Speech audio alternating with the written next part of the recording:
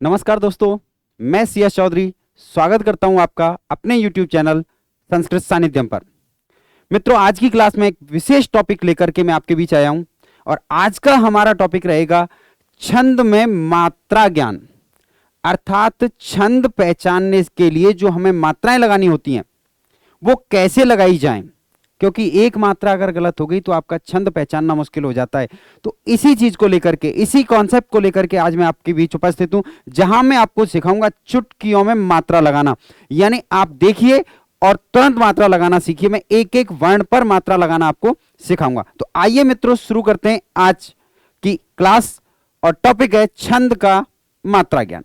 छंद में मात्रा ज्ञान के समय कौन कौन सी बातों को ध्यान में रखना चाहिए, लघु गुरु सिद्धांत क्या है, इस सब को समझते हैं। आइए मित्रों, अगले कुछ समय में आज का हमारा टॉपिक है लघु गुरु सिद्धांत। मित्रों, छंद में जब हम मात्राएं लगाते हैं तो उस समय हमें दो तरीके की मात्राओं का प्रयोग करना होता है। एक तो करना होता है मित्रों ह्रस्व मात्रा का, और दूसरा करना होता है मित्रों दीर्घ मात्रा का। ठीक है, इस ह्रस्व मात्रा से युक्त जो वर्ण होता है उसको लघु वर्ण कहा जाता है, और दीर्घ मात्रा से युक्त जो वर्ण होता है उसको गुरु वर्ण कहा जाता है। अब ह्रस्व मात्रा कौन सी होगी, दीर्घ मात्रा कौन सी होगी, यही सब हम समझ रहे हैं। इसमें दीर्घ मात्रा का यानी गुरु वर्ण का कहां कहां प्रयोग होता है, कैसे उसको पहचाना जा सकता है, इसको एक श्लोक के माध्यम से समझाया गया है। श्लोक पर जाने से पहले मैं आपको बता देता हूं कि यह जो ह्रस्व मात्रा है इसकी पहचान होती है, हम इस तरीके से खड़ी मात्रा लगाते हैं, वो ह्रस्व मात्रा की पहचान है। यानी इस तरीके का जो वर्ण आएगा उसको कैसा वर्ण कहा जाएगा, लघु वर्ण कहा जाता है। और दीर्घ मात्रा की पहचान होती है मित्रों एस जैसा अक्षर बना देना, पहचान बना देना है, अवग्रह जैसा चिन्ह बना देना। तो ये मात्रा जब बनाई जाएगी ये तो रहेगी ह्रस्व, और एस जैसी जो मात्रा बनाई जाएगी वो रहेगी दीर्घ। अब आज की क्लास में मैं केवल और केवल इतना बताऊंगा आपको कि मात्राएं कैसे लगाई जाती हैं, जिससे आप मात्रा लगाने में गलती नहीं करें। तो मित्रों, इसके लिए एक श्लोक आपके सामने है। संयुक्ताद्यम दीर्घम सानुस्वारम विसर्ग सम्मिश्रम विज्ञेयम अक्षरम गुरु पादांतस्थम विकल्पेन। यानी सामान्यतः ह्रस्व तो आप मानेंगे ही मानेंगे, लेकिन ह्रस्व के अलावा दीर्घ कहां कहां हो सकता है, तो उसके लिए एक श्लोक है। कहां कहां दीर्घ होंगे कि संयुक्त प्लस आद्यम, यानी कोई संयुक्त अक्षर आ गया। क्या आ गया मित्रों, कोई संयुक्त अक्षर आ गया और उस संयुक्त से आद्य यानी ठीक पहले वाला जो वर्ण है, कैसा, ठीक पहले वाला जो वर्ण है वो कैसा रहेगा, दीर्घ रहेगा। आगे विस्तार से समझाऊंगा इसको। सानुस्वारम विसर्ग सम्मिश्रम, अनुस्वय प्लस अनुस्वारम, अनुस्वारेण सहितम, यानी अनुस्वार से युक्त जो वर्ण होगा वो भी कैसा रहेगा, दीर्घ रहेगा। विसर्ग सम्मिश्रम तथा विसर्ग से युक्त वर्ण भी कैसा रहेगा, दीर्घ रहेगा। तीन वर्ण आए यहां पर। एक तो संयुक्त आद्यम यानी संयुक्त वर्ण से ठीक पहले वाला। दूसरा कहा कि जिस वर्ण के साथ में अनुस्वार का प्रयोग हुआ है वो भी कैसा रहेगा, दीर्घ रहेगा। विसर्ग सम्मिश्रम तथा विसर्ग से युक्त वर्ण भी कैसा माना जाएगा, दीर्घ माना जाएगा। विज्ञेयम अक्षरम गुरु पादांतस्थम विकल्पेन, तथा पाद के अंत में स्थित। आप जानते हैं प्रत्येक छंद में 4 चरण या 4 पाद होते हैं, तो प्रत्येक पाद का जो अंतिम वर्ण है उसको विकल्प से क्या माना जा सकता है, गुरु माना जा सकता है। पाद के या चरण के अंतिम वर्ण को विकल्प से कैसा माना जा सकता है, गुरु माना जा सकता है। यहां ध्यान रहे, बीच में कहीं भी गुरु का प्रयोग नहीं होना है। विकल्प से, विकल्प से केवल कहां होगा, चरण के अंतिम वर्ण को विकल्प से गुरु माना जा सकता है। इसी चीज को विस्तार से एक एक वर्ण के साथ समझते हैं, आगे बढ़ते हैं इसी क्लास में। आइए मित्रों आगे बढ़ते हैं, और पहला लघु गुरु सिद्धांत का पहला नियम है ह्रस्व स्वर से युक्त वर्ण लघु होगा। ह्रस्व स्वर वर्ण प्रकरण में खूब पढ़े हमने। ह्रस्व स्वर 5 होते हैं, कौन कौन से? अ, ई, उ, री और ली। ये पांचों ह्रस्व स्वर हैं और इन पांचों स्वरों से युक्त वर्ण कैसा रहेगा? लघु रहेगा। लघु वर्ण की पहचान के लिए मैं अभी आपको बता चुका हूं कि इसकी पहचान के लिए मात्रा को इस तरीके से लगाया जाएगा। तो लघु यानी कौन कौन से स्वर हैं? देखिए, अ स्वर, ई, उ, री और ली, ये सभी स्वर लघु हैं, अतः ये वर्ण कैसे रहेंगे?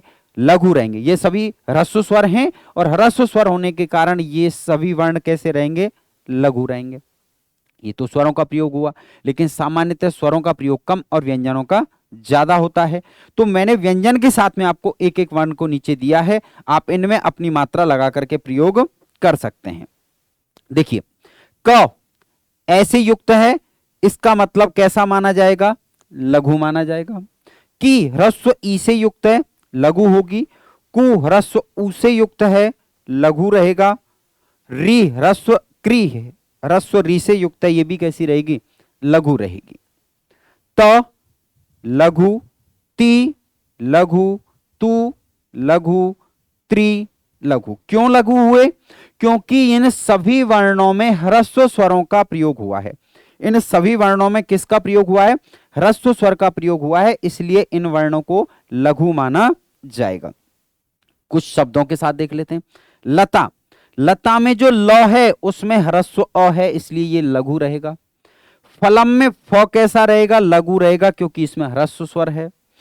कमलम में क ह्रस्व स्वर, म ह्रस्व स्वर, दोनों लघु रहेंगे। नगरम में न ग दोनों लघु रहेंगे। अब आप सोच रहे होंगे कि सब ल पे मात्रा क्यों नहीं लगाई, यहां क्यों नहीं लगाई, यहां क्यों नहीं लगाई? इसके बारे में जानकारी आगे। यहां सिर्फ पहला नियम क्या कह रहा है? पहला नियम कह रहा है कि ह्रस्व स्वर से जो युक्त वर्ण है वो कैसा होगा? लघु होगा। और ह्रस्व स्वर होते हैं 5, अ, ई, उ, री और ली। इन पांचों स्वरों से युक्त वर्णों को कैसा माना जाएगा? ह्रस्व या लघु माना जाएगा। चलिए अगले सिद्धांत की तरफ बढ़ते हैं। दीर्घ स्वर से युक्त वर्ण गुरु रहेगा। यानी जहां दीर्घ स्वर का प्रयोग हो रहा है मित्रों, और दीर्घ स्वर 8 हैं। 8 आ, ई, उ, री, ए, ऐ, ओ और औ, इन 8 दीर्घ स्वरों से युक्त अगर कोई वर्ण आता है, या तो ये स्वर स्वयं आ जाते हैं या इनसे युक्त कोई वर्ण आता है, कोई व्यंजन ऐसा आता है जिसमें दीर्घ स्वर का प्रयोग हुआ है, तो वो कैसा रहेगा? गुरु रहेगा। और गुरु की पहचान के लिए आप क्या करोगे? ये चिन्ह लगाओगे, ये चिन्ह लगाओगे। तो देखिए कैसा? दीर्घ स्वर से युक्त। ये सामान्य 2 नियम है। पहले जहां आपको केवल स्वर पर जाना है, ह्रस्व स्वर से युक्त है, लघु रहेगा। दीर्घ स्वर से युक्त है, गुरु रहेगा। जैसे का गुरु, की गुरु, कु गुरु, क्री, देखिए री डबल है, दीर्घ है, गुरु रहेगा। ता गुरु, ती गुरु, तू गुरु और त्री, ये भी कैसा है? गुरु है। अब इन्हीं को शब्दों में देख लेते हैं। तो आपने देखा मित्रों, ये सभी वर्ण जो हैं वो दीर्घ स्वर से युक्त हैं, इसलिए इनको कैसा माना जाएगा? गुरु माना जाएगा। अब आप यहां देखिए, ल में तो ह्रस्व स्वर है, हम पहले पढ़ चुके हैं। त में दीर्घ स्वर है, इसलिए कैसा रहेगा? गुरु रहेगा। र में दीर्घ स्वर है, कैसा रहेगा? गुरु रहेगा। म में ए है, और जब ए से युक्त होगा वो भी कैसा माना जाएगा? गुरु माना जाएगा। बा दीर्घ स्वर से युक्त है, गुरु रहेगा। ल में औ स्वर है, तो ये भी कैसा रहेगा मित्रों? गुरु ही रहेगा। पी ह्रस्व स्वर से युक्त है। त में जो स्वर है वो री है। री कैसी है? दीर्घ री है। आप देखिए वहां पर री डबल है, इसका मतलब दीर्घ है, और दीर्घ है तो इसको कैसा मानेंगे? गुरु मानेंगे। ण में भी आ है, इसलिए ये भी कैसा माना जाएगा? दीर्घ या गुरु माना जाएगा। नदी में द में ई दीर्घ है, इसलिए इसको भी कैसा माना जाएगा? गुरु माना जाएगा। तो आपने देखा, जहां भी दीर्घ स्वर से युक्त कोई भी वर्ण आएगा उसको क्या मानेंगे? उसको हमें गुरु मानना है। ह्रस्व स्वर से युक्त को लघु मानना है और दीर्घ स्वर से युक्त वर्ण को गुरु मानना है। मात्राओं में गलती नहीं होनी चाहिए। यहां अति महत्वपूर्ण चीज ध्यान दिला देता हूं आपको। त्रि, हम क्या करते हैं, गलती ये होती है कि इस त्रि में जो री है, चाहे ये दीर्घ के रूप में आए चाहे ह्रस्व के रूप में आए, किसी में भी वर्ण में आ सकती है, हम इसको गलती से संयुक्त अक्षर मान लेते हैं, जो कि ये नहीं है। यानी इसको व्यंजन नहीं मान लेना है। इस री का पहले वाला जो वर्ण होगा, इससे ठीक पहले वाला जो वर्ण होगा, उस पर इस री का कोई प्रभाव नहीं होता है। हम इसको र मानने की गलती कर जाते हैं, और र मानने की गलती करते हैं तो इससे पहले वाले को दीर्घ करते हैं, जो मैं आगे सिखाऊंगा। तो ध्यान रहे, ये री स्वर है, चाहे ह्रस्व आए चाहे दीर्घ आए, ये खुद को ह्रस्व है तो लघु माने, खुद दीर्घ है तो गुरु माने, लेकिन अपने से पहले वाले को प्रभावित नहीं करेगी। कोई भी स्वर, ध्यान रहे, कोई भी स्वर अपने से पहले वाले वर्ण को प्रभावित नहीं करता है। अब अपने से पहले वाले वर्ण को कौन प्रभावित करते हैं? दोनों स्वरों की चर्चा हो चुकी है, अब आइए उनकी बात करते हैं। अनुस्वार युक्त वर्ण गुरु होता है। पहले लघु गुरु सिद्धांत में जो हमें कुछ चीजें ध्यान रखनी है, छोटे छोटे स्टेप जो गलत होते हैं उनको ध्यान रखना है कि अनुस्वार युक्त वर्ण, कैसा वर्ण भैया? जिसके ऊपर किसका प्रयोग हो? अनुस्वार का प्रयोग हो रहा हो, या अनुस्वार आता है जैसे यहां पर हो रहा है, तो इस वर्ण को क्या माना जाएगा? इस वर्ण को मित्रों गुरु माना जाएगा, अर्थात इसकी मात्रा इस तरीके से रहेगी, इसकी मात्रा गुरु के रूप में रहेगी। कौन सा वर्ण? अनुस्वार से युक्त, यानी जिस वर्ण के ऊपर अनुस्वार का प्रयोग हुआ है। देखिए, क के ऊपर अनुस्वार आ रहा है। अब आपको यहां ध्यान क्या रखना है? क में स्वर तो कैसा है?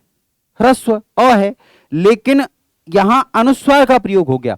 अनुस्वार का प्रयोग हो गया तो ह्रस्व स्वर होते हुए भी ये कैसा हो जाएगा? दीर्घ हो जाएगा। किम, यहां अनुस्वार का प्रयोग हो गया तो ये ह्रस्व स्वर होते हुए भी क्या हो जाएगा? दीर्घ हो जाएगा।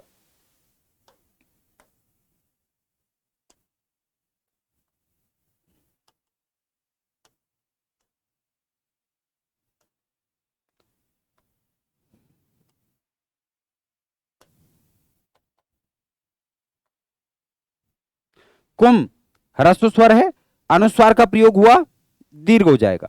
त पे अनुस्वार है, दीर्घ होगा। ती पे अनुस्वार है, दीर्घ होगा। तू पे अनुस्वार है, दीर्घ होगा। अगर ह्रस्व स्वर है और उसके ऊपर यानी उसके साथ में अनुस्वार का प्रयोग हो चुका है तो उसको आप क्या मानोगे? दीर्घ, यानी कि गुरु मानेंगे, उसको गुरु मानेंगे। अब प्रश्न आता है कि साहब आपने तो स्वर लिए सारे ह्रस्व, अगर कहीं पहले से ही स्वर दीर्घ था उसका क्या करेंगे? तो मित्रों, जहां पहले से स्वर ही दीर्घ है तो वहां किसी की आवश्यकता नहीं है उसको गुरु करने के लिए, वो अपने आप में स्वतः ही पहले दीर्घ है। हम जो लघु गुरु सिद्धांत में परिवर्तन आते हैं उन पर ध्यान दे रहे हैं। दीर्घ स्वर तो आए, वहां दीर्घ स्वर के साथ में तो गुरु हो ही जाएगा, लेकिन ह्रस्व स्वर के साथ में अगर अनुस्वार आएगा तो मित्रों वहां भी गुरु होगा। जैसे यहां देखिए, म पे अनुस्वार है, गुरु रहेगा। र में ई तो ह्रस्व है लेकिन अनुस्वार है, गुरु रहेगा। स ह्रस्व है लेकिन अनुस्वार है, गुरु रहेगा। रु ह्रस्व है यानी र में ऊ ह्रस्व है लेकिन अनुस्वार होने से गुरु रहेगा। और कमलम, यहां भी अनुस्वार होने से क्या रहेगा मित्रों? गुरु रहेगा। बाकी वर्ण पहले नियम के अनुसार, यहां रा दीर्घ स्वर है तो अपने आप क्या हो जाएगा? गुरु हो जाएगा। ये लघु हो जाएगा। तो बाकी नियम तो किसके अनुसार? स्वर के अनुसार। लेकिन यहां ध्यान देना है अनुस्वार युक्त वर्ण पर। अगर अनुस्वार का प्रयोग हुआ है तो मित्रों वो वर्ण कैसा रहेगा? गुरु रहेगा। आइए इस चीज को ध्यान रखना है। अगले पॉइंट की तरफ चलते हैं। विसर्ग युक्त वर्ण गुरु होता है। अनुस्वार के बाद में किससे युक्त? विसर्ग से युक्त जो वर्ण होगा वो भी कैसा होगा? गुरु होगा, अर्थात उसकी मात्रा भी गुरु के रूप में ही रहेगी। उसकी मात्रा भी किसके रूप में रहेगी? गुरु के रूप में रहेगी। देखिए, जैसे क ह्रस्व स्वर है लेकिन विसर्ग आ गया तो इसका मतलब ये गुरु है। की गुरु है, कु गुरु है, तह गुरु है, ती गुरु हो जाएगा, और तु ये भी क्या हो जाएगा? गुरु हो जाएगा। सभी में देखिए ह्रस्व स्वर थे लेकिन सभी के साथ विसर्ग का प्रयोग था, इसलिए क्या हो गया? गुरु हो गया। अब आप कहते हैं कि साहब अगर इस तरीके से आ जाता है तो कि तई आया और विसर्ग आ गया, तो तई में तो मित्रों पहले से ही आई है तो ये तो पहले ही गुरु है। विसर्ग भी इसको गुरु ही करता, लेकिन ये तो पहले से ही गुरु है, तो ऐसी स्थिति आती है तो पहले से ही गुरु रहेगा, उससे कोई प्रभाव नहीं पड़ना है। देखिए शब्द के साथ देखिए, रामः म विसर्ग से युक्त है, गुरु होगा। हरि र विसर्ग से युक्त है, गुरु होगा। गुरु उ, ये गुरु का रू में जो उ है वो विसर्ग से युक्त है, गुरु होगा। देनु विसर्ग है, गुरु। और मेघ है के अंत में भी विसर्ग है, तो अंतिम वर्ण कैसा हो जाएगा? गुरु हो जाएगा। तो मित्रों ध्यान देना है, विसर्ग युक्त वर्ण भी कैसा होता है? गुरु होता है। विसर्ग युक्त वर्ण क्या होता है? गुरु होता है। अब तक आप दो चीजें पढ़ चुके हैं, अनुस्वार युक्त गुरु होता है और विसर्ग से युक्त गुरु होता है। अब बात करते हैं हलंत वर्ण या फिर अर्धवर्ण। हलंत वर्ण को ही आधा वर्ण कहा जाता है, जब वो अंत में आता है तो हलंत लग जाता है, मध्य में आता है तो उसको आधा बना दिया जाता है। हलंत वर्ण या अर्धवर्ण से पूर्व वाला वर्ण, इससे पूर्व वाला वर्ण कैसा रहेगा? गुरु रहेगा, अर्थात इसकी मात्रा भी कैसी रहेगी? गुरु के रूप में रहेगी। बहुत इंपॉर्टेंट है, ध्यान रखना, इससे गलती होती है। हलंत वर्ण, अगर कहीं पर कोई अक्षर अंत में हलंत आ रहा है, जैसे आप देख सकते हैं म हलंत है, म हलंत है, त हलंत है, तो अगर हलंत वर्ण आ जाए तो उससे पूर्व वाला, यानी हलंत वर्ण से ठीक पहले वाला, और आधा वर्ण आ जाए, जैसे स आधा है, श आधा है या श आधा है, तो अगर आधा वर्ण आ जाए तो उससे भी ठीक पहले वाला, इस चीज को ध्यान रखना है। किसको ध्यान रखना है? पूर्व वाला वर्ण। तो हलंत वर्ण या उससे पहला वाला जो हलंत वर्ण है या फिर आधा वर्ण आया हुआ है, तो वो अपने से ठीक पहले वाले वर्ण को गुरु करते हैं। देखिए यहां आधा अक्षर स है, उसके ठीक पहले लघु वर्ण म है, यानी ह्रस्व स्वर है। ह्रस्व स्वर होने के कारण ये लघु होना चाहिए था, लेकिन आधा अक्षर होने के कारण ये क्या करेगा? इसको गुरु कर देगा, और इसकी मात्रा क्या रहेगी? दीर्घ के रूप में रहेगी। आधा अक्षर अपने से खुद को नहीं, ना तो आधे अक्षर की कोई मात्रा होगी, याद रखना भैया, गलती हो जाए तो हलंत वर्ण, आधा वर्ण, इनकी स्वयं की कोई मात्रा नहीं होती है। इनकी स्वयं की ना कोई मात्रा होती है और ना ही इनको वर्ण के रूप में गिनना है। जब वर्ण गिनेंगे ना छंद निर्धारण में, तो ना तो आधे वर्ण की खुद की कोई मात्रा होगी, ना उसको वर्ण के रूप में गिना जाएगा। ध्यान रखना है। तो देखिए आधे अक्षर से पहले लघु था, गुरु कर दिया। यहां हलंत वर्ण थे अंत में, तो याद रखना इसकी स्वयं की कोई मात्रा नहीं है, ना हम इसको वर्ण के रूप में गिनेंगे, लेकिन ये अपने से ठीक पहले वाले को क्या कर देगा? गुरु कर देगा। क्या कर देगा? गुरु कर देगा। गुरुम, अंत में हलंत वर्ण है, हलंत वर्ण है, तो ये अपने से ठीक पहले वाले को क्या करेगा? गुरु कर देगा। कश्चित, यहां तो दोनों आ गए। अब ये श आधा है तो ये क को गुरु कर देगा। चौक में स्वर तो ई है, यानी ह्रस्व स्वर है, लेकिन आगे त जो है वो हलंत है, आधा है, तो ये भी इसको क्या करेगा भैया? गुरु कर देगा। पृष्ठ, यहां पर षटकोण वाला श जो है, मूर्धन्य श आया हुआ है, प में जो री है वो तो लघु बनाती है, लेकिन आधा वर्ण होने से ये भी क्या हो जाएगा? गुरु हो जाएगा। किंचित, यहां दोनों का प्रयोग है, य आधा वर्ण है, क को गुरु कर देगा, और त हलंत वर्ण है, तो ये च को क्या करेगा? गुरु कर देगा। च को गुरु कर देगा। तो अब आप देख लीजिए, आधे वर्ण पर स्वयं पर कोई मात्रा नहीं लगती है, ध्यान रखना। आधे वर्ण को ना वर्ण गिनेंगे ना उसकी मात्रा होगी, वो केवल क्या करेगा? अपने से पहले वाले को गुरु करेगा। अब एक प्रश्न आता है कि साहब आधा वर्ण अगर पहले आ जाए, स्व या स्वस्थ कर देता हूं मैं इसको, तो ये आधा वर्ण क्या करेगा? तो मित्रों जब आधा वर्ण चरण के प्रारंभ में आ रहा है तो ये कोई प्रभाव नहीं डालेगा, इसका कोई मतलब नहीं है। ये वाला जो स है वो इसको गुरु करेगा, लेकिन अगर इसके आगे कोई अक्षर, यहां पे कोई अक्षर है ही नहीं, और जब कोई अक्षर नहीं है मित्रों तो ये किसी पर कोई प्रभाव नहीं डालेगा, ध्यान रहे। तो आधा अक्षर क्या करता है? अपने से ठीक पहले वाले को गुरु कर देता है।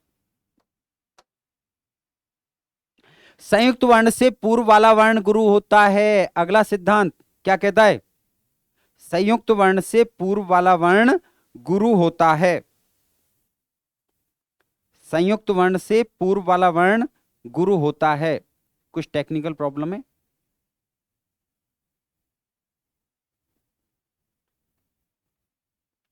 संयुक्त वर्ण संयुक्त अक्षर के रूप में सामान्यतम क्ष, त्र, ज्ञ और स्र को पढ़ते हैं, लेकिन संस्कृत में प्रयोग की दृष्टि से देखा जाए तो जब दो वर्ण मिल जाएं, दो व्यंजन मिल जाएं, वो संयुक्त हो जाता है। हलोअंतर संयोग पढ़ा है ना। तो यहां पर मित्रों बहुत बड़ी कंफ्यूजन होती है कि सब गुरु कौन सा होगा, ये होगा या इससे पहले वाला होगा। तो लाइन को पढ़ो, संयुक्त अक्षर से पूर्व वाला वर्ण, ध्यान रहे संयुक्त अक्षर आया हुआ है और संयुक्त अक्षर से पूर्व यानी ठीक पहले वाला जो वर्ण है वो कैसा रहेगा, गुरु रहेगा। संयुक्त अक्षर से पहले वाला वर्ण गुरु रहेगा, अर्थात उसकी मात्रा किसके रूप में रहेगी, दीर्घ के रूप में रहेगी। ये क्ष हम अच्छी तरह जानते हैं संयुक्त है, क्योंकि ये क और मूर्धन्य स से बनता है।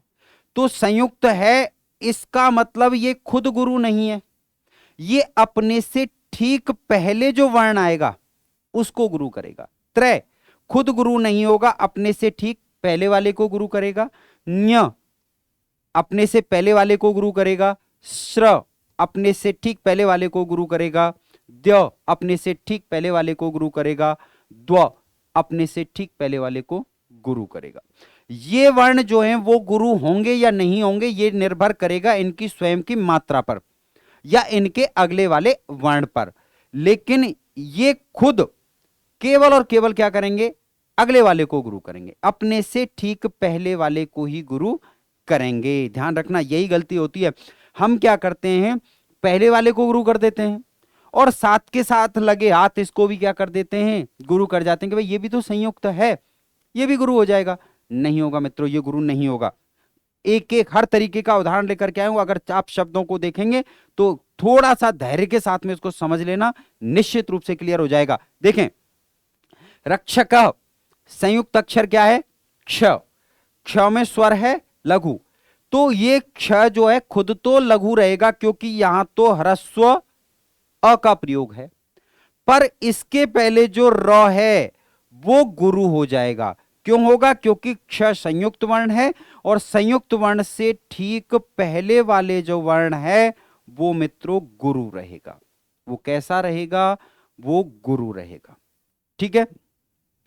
पवित्र, यहां देखिए व में ई जो है वो तो ह्रस्व है, इसका मतलब ये लघु वर्ण होना चाहिए, लेकिन आगे संयुक्त अक्षर त्रय है तो वो वी जो है वो गुरु हो जाएगी। कैसी हो जाएगी, गुरु। अब इसका क्या करना है साहब, तो देखो त्रय में तो स्वर तो लघु था, कौन सा था, ह्रस्व अ है, तो इस हिसाब से तो ये क्या रहना चाहिए, लघु रहना चाहिए। त्रय संयुक्त है तो पहले वाले को कर चुका है गुरु, लेकिन यहां विसर्ग का प्रयोग हो गया और विसर्ग का प्रयोग हो गया तो विसर्ग का प्रयोग हो जाने के कारण मित्रों ये गुरु हो जाएगा। अब यहां देखो ये क्षय गुरु नहीं हुआ क्योंकि इसमें ना तो मात्रा दीर्घ थी, ना इसके बाद में आधा अक्षर था, ना अनुस्वार था, ना विसर्ग था, तो ये तो रह गया लघु। लेकिन यहां त्रय के बाद में तो विसर्ग आ गया और विसर्ग आ गया तो विसर्ग ने इस त्रय को कैसा कर दिया, गुरु। हम पढ़ चुके हैं विसर्ग युक्त वर्ण गुरु होता है। विद्वान, अब यहां द्वय जो है वो संयुक्त है और संयुक्त है तो इसका मतलब द्वय में दो वर्ण मिले हुए हैं, कौन कौन से, द और व प्लस अ, इस तरीके से दो व्यंजन मिले हुए हैं, तो ये अपने से ठीक पहले वाले को क्या करेगा, गुरु करेगा खुद, क्योंकि यहां पहले से ही दीर्घ स्वर आ की मात्रा आई हुई है तो ये गुरु ही रहेगा। तो द्वय में संयुक्त अक्षर था इसलिए इसने भी अपने से पहले वाले को क्या कर दिया, गुरु कर दिया। क्षत्रिय, यहां तो दो आ गए, अब क्या करेंगे, तो देखो क्ष, इससे पहले तो कोई वर्ण है ही नहीं और जब कोई वर्ण नहीं है तो ये तो अपने वाले से पहले पे प्रभाव डालेगा कहां, उसको गुरु करेगा ही नहीं। लेकिन यहां त्रय जो है वो भी संयुक्त आ गया और त्रय संयुक्त आ गया तो त्रय क्या करेगा, इस क्षय को गुरु कर देगा। त्रय इस क्षय को क्या करेगा, गुरु कर देगा। अब त्रय कैसा रहेगा, क्योंकि त्रय के बाद में ना तो विसर्ग है, ना अनुस्वार है, ना आधा अक्षर है और इसमें जो स्वर आया है वो कैसा है, ह्रस्व है, ह्रस्व स्वर है, तो ये त्रय मित्रों लघु ही रहेगा, त्रय लघु ही रहेगा। बाकी अक्षर मैंने क्यों छोड़े हुए हैं कि मैं केवल एक पॉइंट पे, एक ही चीज पे बात कर रहा हूं। यहां मैं आपको बता रहा हूं संयुक्त अक्षर, तो संयुक्त अक्षर की खुद की मात्रा क्या रहेगी और संयुक्त अक्षर अपने से पहले वाले को क्या करेगा, वही चीज हम देख रहे हैं। परिश्रमम, अब यहां श्रेय संयुक्त अक्षर है और र में जो स्वर है वो तो ह्रस्व है, तो ये संयुक्त अक्षर रे को कैसा कर देगा, गुरु कर देगा। विद्यार्थी, द्या संयुक्त अक्षर है, इससे ठीक पहले जो स्वर है वी, वो लघवा में जो ई है लघु ह्रस्व है, ह्रस्व है, तो ये द्य संयुक्त अक्षर इसको गुरु करेगा। विज्ञानम, ज्ञ संयुक्त अक्षर है, अपने से पहले वाले को गुरु कर देगा। इंद्र या न द र, तीन वर्णों का संयोग है, तो ये भी ई को क्या करेगा, गुरु कर देगा। क्लियर है? एक एक वर्ण पे ध्यान दे लो मित्रों, सभी जगह क्ष ने र को गुरु किया, त्र ने व में जो ई है वी को गुरु किया, द्वय ने वी को गुरु किया, त्र ने क्ष को गुरु किया, न द र संयुक्त संज्ञा हुई है, संयोग संज्ञा हुई है, तो ई को गुरु कर दिया, ज्ञा ने वी को गुरु कर दिया। तो जहां भी संयुक्त अक्षर आएगा वो, अब यहां देखो विज्ञानम में ज्ञ गुरु रहेगा, क्यों रहेगा, क्योंकि यहां जो स्वर है ना भैया वो ऑलरेडी क्या है, दीर्घ है, दीर्घ है, तो ये तो पहले से ही गुरु है, और इसने क्योंकि संयुक्त अक्षर था पहले वाले को गुरु कर दिया। यहां द्य संयुक्त है लेकिन इसमें जो स्वर है वो दीर्घ है, तो ये भी कैसा रहेगा, गुरु ही रहेगा। अब परिश्रम में श्रेय कैसा रहेगा, तो देखिए श्रेय में जो स्वर है वो कौन सा है, अ है, अ है, तो ये ह्रस्व रहेगा, लघु रहेगा, क्योंकि आगे ना तो संयुक्त अक्षर है, ना आधा वर्ण है, ना विसर्ग है, ना अनुस्वार है। संयुक्त अक्षर का जो नियम है वो सबसे ज्यादा महत्वपूर्ण होता है कि इसमें हम गलती कर जाते हैं। फिर दोहरा रहा हूं, संयुक्त अक्षर खुद लघु होगा या गुरु होगा, ये उसके स्वयं के स्वर पर या स्वयं की स्थिति, जैसे अनुस्वार युक्त होना, विसर्ग युक्त होना, या बाद में संयुक्त अक्षर होना या आधा वर्ण होना, इस पर निर्भर करेगा। लेकिन संयुक्त अक्षर अपने से पहले वाले को निश्चित रूप से गुरु करेगा। ठीक है, अगले नियम की तरफ चलता हूं। अगला नियम कहता है मित्रों, सातवां, पाद या चरण के अंतिम वर्ण को विकल्प से गुरु मान लिया जाता है। कई बार क्या होता है कि हम पूरे चरण में मात्राएं लगाते हैं, सभी मात्राएं तो सही बैठ जाती हैं, लेकिन लास्ट आते आते अंतिम वर्ण जो है, चरण का अंतिम वर्ण हमें कंफ्यूज कर देता है। हमें चाहिए थी गुरु और आ रही है कैसी, लघु। तो मित्रों फिर ध्यान देना, पाद या चरण का हम अच्छी तरीके से जानते हैं कि प्रत्येक श्लोक में 4 चरण होते हैं। कितने चरण होते हैं, 4 चरण होते हैं, 4 पाद होते हैं। उनमें से चरण या पाद के अंतिम वर्ण को, कौन से वर्ण को भैया, अंतिम वर्ण को विकल्प से कैसा माना जा सकता है, गुरु माना जा सकता है। ठीक है, आवश्यकता है तो। अब कई बार क्या होता है, हम तो ये समझने लग जाते हैं विकल्प से गुरु मान लो, तो बीच में मानने लग जाएंगे। अब ये ऐसा नहीं कर लेना है, ऐसा करोगे तो फिर आप मात्रा लगाना सीख नहीं रहे हो। मैं एक एक चीज आपको समझा रहा हूं कि केवल और केवल अंतिम वर्ण को, चरण के अंतिम वर्ण को माना जा सकता है। जैसे देख लीजिए, अब इसमें 2 चीजें आई हैं, इस श्लोक पे मात्रा लगा, पंक्ति पे मात्रा लगाऊंगा, चरण पे तो आधा है, ये गुरु करता अगर इसके आगे कोई वर्ण होता, लेकिन ये तो चरण के प्रारंभ में आ गया, तो इसका मतलब इसका कोई प्रभाव नहीं पड़ेगा। व में लघु स्वर है, ह्रस्व स्वर है, लघु रहेगा। म में दीर्घ स्वर है, गुरु। व में लघु, म गुरु, दीर्घ स्वर है, ता गुरु, दीर्घ स्वर है, च ह्रस्व स्वर है, लघु रहेगा। प में छोटी ह्रस्व ई है, लघु, ता गुरु। अब देखो त पहले से भी गुरु हो गया, और ये जो आधा त है ये भी उसको गुरु ही करता। एक गलती और होती है, हम ये मान के चल, कई बार ऐसा मान लेते हैं कि साहब ये तो अगले शब्द में गया, तो ये भी प्रभावित करेगा क्या। मित्रों चरण जहां पूरा होगा वहां तक सभी वर्ण एक दूसरे को प्रभावित करेंगे, अपने से पहले वाले को प्रभावित करेंगे, चाहे वो उसी शब्द में हो चाहे वो अलग अलग हो। यदि एक साथ है तब भी, और ये अलग अलग है तब भी, दोनों ही स्थितियां समान रहेंगी। अब पर ये पहले से ही गुरु है, वह, अब ये तो इसको ही तो गुरु करता, वह को नहीं करेगा, वह लघु है, म गुरु है। अब देखो यहां पर ये बन गया जगण, ये बन गया तगण, और ये बन गया जगण। यहां वर्ण आ गया कैसा, गुरु, और ये वर्ण आ गया कैसा, लघु। इस तरीके से देखा जाए तो मित्रों अगर आपको छंद का लक्षण याद है तो ये उपेंद्र वज्रा छंद है। कौन सा है? उपेंद्र वज्रा जतजास ततौ गौ। जगण तगण जगण और अंत में दो गुरु। उपेंद्र वज्रा छंद का लक्षण क्या है? जगण तगण जगण और अंत में दो गुरु वर्ण होने चाहिए, तब उपेंद्र वज्रा होता है। अर्थात अंतिम वर्ण कैसा होना चाहिए? यहां पर गुरु होना चाहिए, लेकिन हमारा अंतिम वर्ण तो कैसा आ गया? लघु आ गया। तो हम इसको विकल्प से क्या मान लेंगे? हम इसको विकल्प से गुरु मान लेंगे, विकल्प से गुरु मान लेंगे। अब आपका लक्षण इस पे सटीक बैठ जाता है, लेकिन ऐसी गलती मत कर लेना कि बीच में गुरु मानने लग जाओ। ठीक है, तो ये था आपका पाद या चरण का अंतिम वर्ण विकल्प से क्या होगा?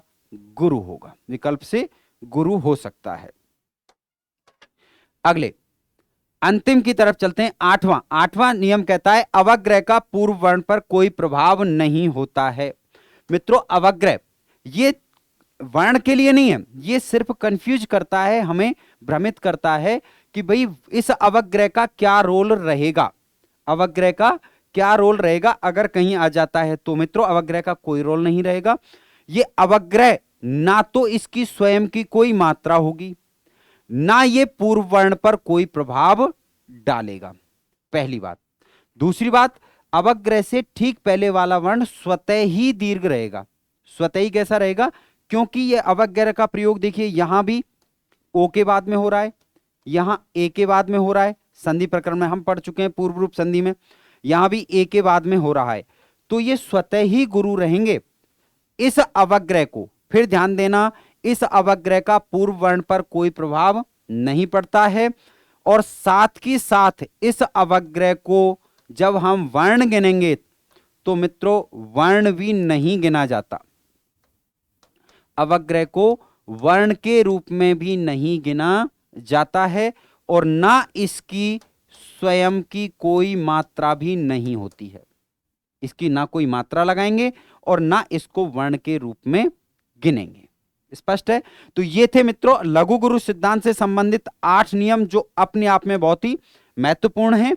आपको एक बार वापस इन पर ध्यान दे लेना है। पहला, ह्रस्व स्वर से युक्त, जहां स्वर ह्रस्व है इसका मतलब डेफिनेटली वो क्या है? लघु रहेंगे। दूसरा नियम था मित्रों दीर्घ स्वर से युक्त, जहां स्वर दीर्घ है वो निश्चित रूप से कैसा रहेगा? गुरु रहेगा। अब लघु वर्ण को गुरु कहां कहां किया जा सकता है? अगर वो अनुस्वार से युक्त हो गया, यानी अनुस्वार का प्रयोग हो गया तो वो गुरु हो जाएगा। अनुस्वार के साथ साथ में किसका प्रयोग हुआ?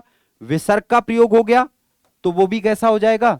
गुरु हो जाएगा। अनुस्वार गुरु करेगा और विसर्ग भी गुरु करता है।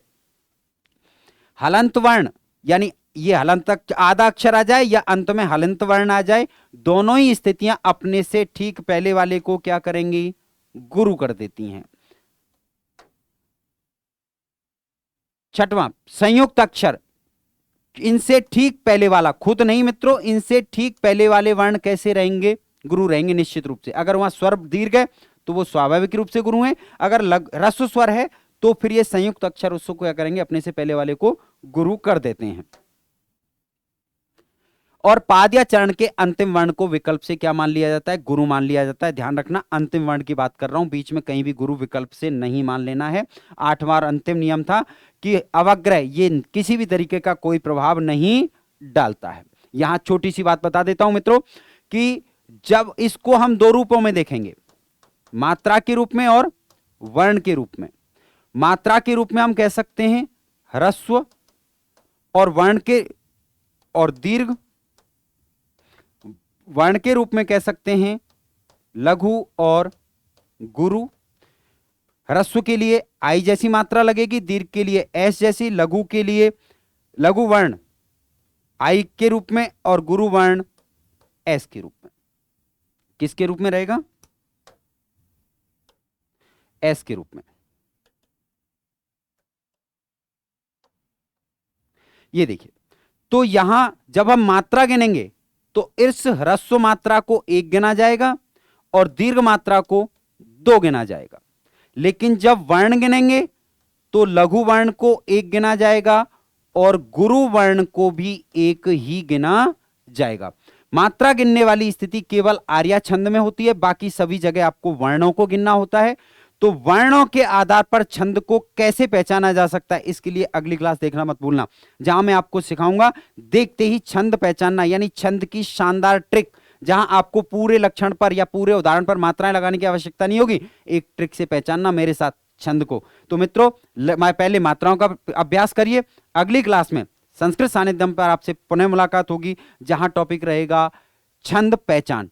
आप केवल देखिए और पहले 3 वर्ण आपको बता देंगे कि छंद कौन सा है। धन्यवाद।